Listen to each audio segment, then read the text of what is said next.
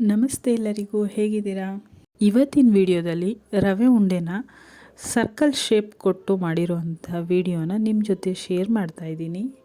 ಇದನ್ನು ಮಾಡಲು ಬೇಕಾಗಿರೋ ಸಾಮಗ್ರಿಗಳು: ಸೂಜಿ ರವೆ 1 ಕಪ್, ಅರ್ಧ ಕಪ್ಪು ಕೊಬ್ಬರಿ ಪುಡಿ, ಅರ್ಧ ಲೋಟದಷ್ಟು ಹಾಲನ್ನ ಕಾಯಿಸಿ ಇಟ್ಟಿರೋದು, ಹಾಗೆ ಅರ್ಧ ಕಪ್ ಆಗುವಷ್ಟು ಸಕ್ಕರೆ ಪುಡಿ, ಏಲಕ್ಕಿ, ದ್ರಾಕ್ಷಿ, ಗೋಡಂಬಿ.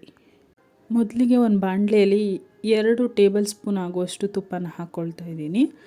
ತುಪ್ಪನ ಕಾದಾದಮೇಲೆ ನಾವು ಇದಕ್ಕೆ ತೊಗೊಂಡಿರುವಂಥ ರವೆ ಉಂಡೆಗೆ ತೊಗೊಂಡಿರುವಂಥ ದ್ರಾಕ್ಷಿ, ಗೋಡಂಬಿನ ತುಪ್ಪದಲ್ಲಿ ಮೊದಲಿಗೆ ಕರೆದು ಸಪ್ರೇಟ್ ತೆಗೆದಿಟ್ಕೋಬೇಕು. ಈಗ ಇದನ್ನೆಲ್ಲ ತುಪ್ಪದಲ್ಲಿ ತುಂಬ ಚೆನ್ನಾಗಿ ಹುರಿದಾಗಿದೆ. ಇದನ್ನು ಮತ್ತೆ ನಾನು ಬೌಲಿಗೆ ತೆಗೆದಿಟ್ಕೊತಾ ಇದ್ದೀನಿ. ಅದೇ ತುಪ್ಪದ ಬಾಣಲಿಯಲ್ಲಿ ನಾನು ತೊಗೊಂಡಿರುವಂಥ ರವೆನ ಚೆನ್ನಾಗಿ ಹುರ್ಕೊಬೇಕು. ಅದೇ ಬಾಣಲಿಗೆ ಹಾಕ್ಕೊಂಡು ಅದೇ ತುಪ್ಪಕ್ಕೆ ನಾನು ರವೆನ ಹಾಕ್ಕೊಂಡು ತುಂಬ ಚೆನ್ನಾಗಿ ಹುರ್ಕೊಳ್ತಿದ್ದೀನಿ. ಇಲ್ಲಿ ನಾನು ತೊಗೊಂಡಿರೋದು ಸೂಜಿ ರವೆ, ಅಂದರೆ ಒಂದು ಮೀಡಿಯಮ್ ರವೆ ಬರುತ್ತಲ್ಲ, ಅದನ್ನು ನಾನು ತೊಗೊಂಡಿದ್ದೀನಿ. ಇದನ್ನು ತುಪ್ಪದಲ್ಲೇ ತುಂಬ ಚೆನ್ನಾಗಿ ಹುರಿಬೇಕು. ನಾನು 3-4 ನಿಮಿಷದಷ್ಟು ಟೈಮಲ್ಲಿ ನಾನು ಅದನ್ನು ತುಂಬ ಚೆನ್ನಾಗಿ ಹುರಿದಿದ್ದೀನಿ. ಅಂಥೇಳಿದ್ರೆ ನಾನು ಸ್ಟವ್ನ ತುಂಬ ಲೋ ಫ್ಲೇಮಲ್ಲಿ ಇಟ್ಕೊಂಡು ಇದನ್ನು ಹುರಿತಿದ್ದೀನಿ. ನಾನು ಹೈ ಫ್ಲೇಮ್, ಮೀಡಿಯಮ್ ಫ್ಲೇಮಲ್ಲಿ ಇಟ್ಟಿಲ್ಲ, ಯಾಕಂದರೆ ಉರಿ ಹೆಚ್ಚಾದಷ್ಟು ತಳ ಹಿಡಿಯುತ್ತೆ ರವೆ. ಹಾಗಾಗಿ ಈಗ ಇದಕ್ಕೆ ಕೊಬ್ಬರಿ ಪುಡಿ ಮಾಡ್ಕೊಂಡು ಇಟ್ಕೊಂಡಿದ್ದೀನಿ, ಅದನ್ನು ನಾನು ಇದಕ್ಕೆ ಆ್ಯಡ್ ಮಾಡ್ತಾಯಿದ್ದೀನಿ. ಆ್ಯಡ್ ಮಾಡಿಕೊಂಡು ಎರಡೂ ಮಿಕ್ಸ್ ಮಾಡಿ 3-4 ನಿಮಿಷ ಇದನ್ನು ಕೂಡ ತುಂಬ ಚೆನ್ನಾಗಿ ಹುರ್ಕೊಬೇಕು.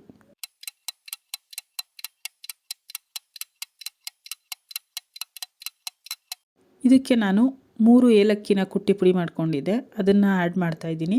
ನಾವು ಬೇಕು ಅಂತೇಳಿದ್ರೆ ಪೌಡರ್ ಇತ್ತು ಅಂತೇಳಿದ್ರೆ ಏಲಕ್ಕಿ ಪೌಡರ್ ಕೂಡ ನಾವು ಆ್ಯಡ್ ಮಾಡ್ಕೋಬೋದು. ಇಲ್ಲಿ ನಾನು ಯಾವಾಗಲೂ ಇದು ತುಂಬ ಚೆನ್ನಾಗಿ ಈ ಥರ ಉರಿಬೇಕಾದ್ರೆ ಏಲಕ್ಕಿದು ಸ್ಮೆಲ್ ಚೆನ್ನಾಗಿರುತ್ತೆ.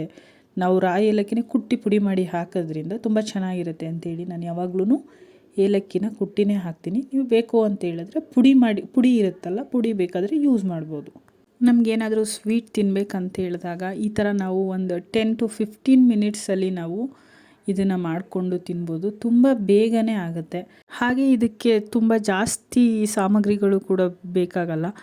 ನಮ್ಮ ಮನೆಯಲ್ಲಿರುವಂಥ ರವೆ, ಸಕ್ಕರೆ ಮತ್ತು ಕೊಬ್ಬರಿನ ಯೂಸ್ ಮಾಡಿಕೊಂಡು ನಾವು ಸಿಂಪಲ್ಲಾಗಿ ಈ ಥರ ರವೆ ಉಂಡೆನ ಮಾಡ್ಕೋಬೋದು. ನಾವು ಈ ರೀತಿ ಮಾಡೋದ್ರಿಂದ ರವೆ ಉಂಡೆಗೆ ಯಾವುದೇ ರೀತಿಯಂಥ ಸಕ್ಕರೆ ಬೆಲ್ಲದ ಪಾಕದ ಅವಶ್ಯಕತೆ ಇರೋದಿಲ್ಲ. ಈಗ ರವೆ ಮತ್ತು ಕೊಬ್ಬರಿ ಪುಡಿ ತುಂಬ ಚೆನ್ನಾಗಿ ಹುರಿದಾಗಿದೆ.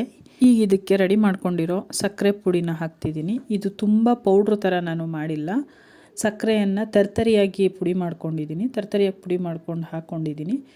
ಇದನ್ನು ನಾವು ಈ ಥರ ಮಿಕ್ಸ್ ಮಾಡ್ತಾ ಬಿಸಿ ರವೆ ಮತ್ತು ಕೊಬ್ಬರಿ ಪುಡಿ ಇದನ್ನೆಲ್ಲ ನಾವು ಮಿಕ್ಸ್ ಮಾಡ್ತಾ ಬಿಸಿ ಆಗ್ತಾ ಇದ್ದಂಗೆ ಸಕ್ಕರೆ ಏನಾಗುತ್ತೆ ಅದ್ರ ಜೊತೆಗೆ ಹೊಂದ್ಕೊಳ್ಳುತ್ತೆ.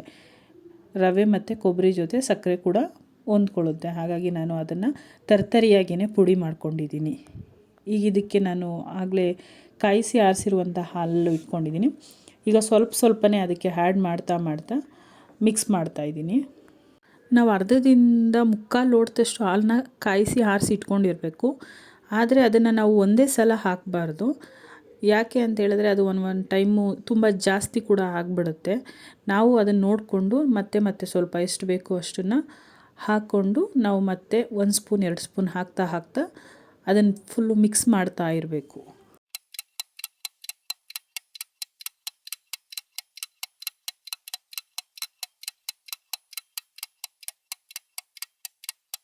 ಈಗ ಇದು ರೆಡಿ ಆಯಿತು. ಇದಕ್ಕೆ ನಾನು ಆಗಲೇ ತುಪ್ಪದಲ್ಲಿ ಕರೆದಿಟ್ಕೊಂಡಿರುವಂಥ ದ್ರಾಕ್ಷಿ ಮತ್ತು ಗೋಡಂಬಿ ಪೀಸ್ನ ಹಾಕ್ತಿದ್ದೀನಿ. ಗೋಡಂಬಿ ಪೀಸ್ ಅಂತೇಳಿದ್ರೆ ಒಂದು ಉಂಡೆ ಗೋಡಂಬಿಯಲ್ಲಿ ನಾನು 4 ಭಾಗ ಮಾಡಿ ಹಾಕಿದ್ದೀನಿ. ಈಗ ನೀವು ನೋಡ್ತಾ ಇರ್ಬೋದು ತುಂಬ ಚೆನ್ನಾಗಿ ಎಲ್ಲ ಹೊಂದ್ಕೊಳ್ತಿದೆ. ಈಗ ಇದನ್ನು ನಾವು ಉಂಡೆ ಕಟ್ಬಿಟ್ಟು ರೆಡಿ ಮಾಡಿಕೊಂಡ್ರೆ ರವೆ ಉಂಡೆ ಆಗುತ್ತೆ. ಆದರೆ ನಾನು ಚೇಂಜಸ್ ಇರಲಿ ಅಂಥೇಳಿ ಇದಕ್ಕೆ ಹೊಸ ಥರ ಶೇಪ್ ಕೊಟ್ಟಿದ್ದೀನಿ. ಮೊದಲಿಗೆ ನಾವು ಈ ಥರ ರವೆ ಉಂಡೆ ಹೇಗೆ ನಾವು ಉಂಡೆ ಮಾಡ್ತೀವಲ್ಲ ಅದೇ ಥರನೇ ಉಂಡೆ ಮಾಡ್ಕೋಬೇಕು. ಉಂಡೆ ಮಾಡಿಕೊಂಡು ಎಲ್ಲರ ಮನೇಲೂ ಈ ಥರ ಒಂದು ಚಕ್ಲಿ ಒಳ್ಳಿದ್ದೇ ಇರುತ್ತೆ. ನಾವು ಅದರಲ್ಲಿರೋ ಕ್ಯಾಪ್ನ ಬಿಚ್ಚಿ ಅದರೊಳಗಡೆಗೆ ಉಂಡೆನ ಇರಿಸಿ ಈ ರೀತಿಯಾಗಿ ಪ್ರೆಸ್ ಮಾಡಬೇಕು. ಪ್ರೆಸ್ ಮಾಡಿದ್ರೆ ಅದು ಈ ಥರ ಒಂದು ಶೇಪ್ ಬರುತ್ತೆ, ಸರ್ಕಲ್ ಶೇಪ್ ಬರುತ್ತೆ. ಇದೇ ಥರನೇ 1 ಕಪ್ ಈಗ ರವೆ ಯೂಸ್ ಮಾಡಿಕೊಂಡು ಮಾಡಿದ್ದೀನಲ್ಲ, ಅದರಲ್ಲಿ ಇದೇ ಥರದ್ದು ನನಗೆ 12 ಪೀಸ್ ಆಗುವಷ್ಟು ರವೆ ಉಂಡೆ ಆಗಿದೆ. ಈ ತಿಂಡಿ ತುಂಬ ಬೇಗ ಆಗೋದ್ರಿಂದ ಎಲ್ಲ ಹಬ್ಬಗಳಲ್ಲೂ ನಮಗೆ ಸಮಯ ಕಡಿಮೆ ಇರುತ್ತೆ. ಹಾಗಾಗಿ ನಾವು ತುಂಬ ಫಾಸ್ಟಾಗಿ ಮಾಡ್ಕೊಳ್ಳೋ ಅಂಥ ತಿಂಡಿ ಅಂತ ಹೇಳಿದ್ರೆ ರವೆ ಉಂಡೆನೇ ಆಗಿರುತ್ತೆ. ಈ ರೀತಿಯಾಗಿ ನಾವು ರವೆ ಉಂಡೆಯನ್ನು ಸರ್ಕಲ್ ರೀತಿ ಮಾಡಿ ನಾವು ತಟ್ಟೆಯಲ್ಲೇ ಒಂದು 5 ನಿಮಿಷ ಬಿಸಿ ಆರೋಕ್ಕೆ ಬಿಟ್ಟರೆ ಅದಕ್ಕೆ ಶೇಪ್ಗೆ ಕರೆಕ್ಟಾಗಿ ಹೊಂದ್ಕೊಳ್ಳುತ್ತೆ. ತುಂಬ ರುಚಿಯಾಗಿರುವಂಥ ರವೆ ಉಂಡೆ ರೆಡಿಯಾಗಿದೆ. ಇದೆಲ್ಲ ತಣ್ಣಗಾದ್ಮೇಲೆ ಇದನ್ನು ನಾವು ಬಾಕ್ಸಲ್ಲಿ ಇಟ್ಕೊಬೋದು. Thanks for watching. Bye bye. Have a nice day.